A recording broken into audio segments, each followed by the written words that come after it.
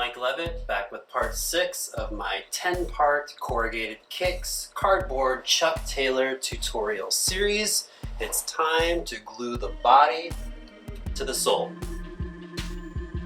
If you followed the last 5 steps, you have what looks like a pretty well-formed soleless shoe in your hands. Actually, you're holding 2 things. You have your soleless shoe in one hand and your sole in the other. And you're wondering, how do I put these things together? Well, with a bunch of glue. There's not much more to it than that. I only have a few guidance pointers to this step.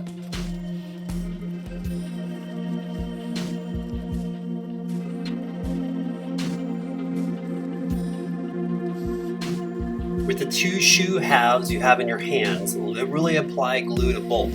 Lather and coat both the top of the sole and the bottom of the insole. Be especially cognizant around the edges. You want a lot of glue close to the edges, but you don't want too much excess squirting out when you press it all together. When your glue is almost tacky, press the shoe body assembly onto the sole. Feel around the edges for a flush fit. Shift, slide, and twist the shoe body assembly to center it on the sole. A handful of rubber bands can be really handy here. Start by stretching out 1 or 2 over the toe. Stretch 1 or 2 over and around the heel. Stretch more rubber bands over the ankle, down across the arch of the foot. There's no limit to rubber bands here. Keep checking the positioning as the glue sets. You can still do a lot of adjusting while the rubber bands are stretched tight. Sometimes I even use different angles of stretched rubber band to correct the positioning. Place the shoe body flat on a table and press down onto the sole from the inside of the shoe. This really helps flatten any glue tabs that weren't already flattened. You can also press from the inside, rock and roll the shoe forward and back on the table to curve the toe and heel slightly upward.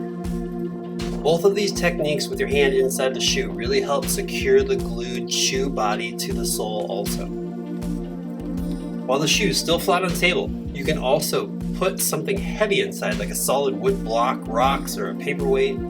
This can effectively flatten and clamp the shoe body assembly onto the sole also. When it looks and feels like you've got your body centered on your sole, set it down and step back. It's time to let the glue set.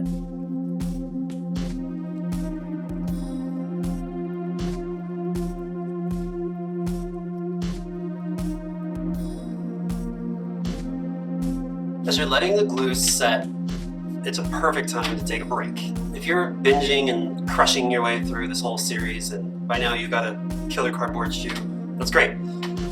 But letting the glue set well with the shoe body onto the sole really helps later, and it's a perfect time for what I like to think of as a 6th step stretch.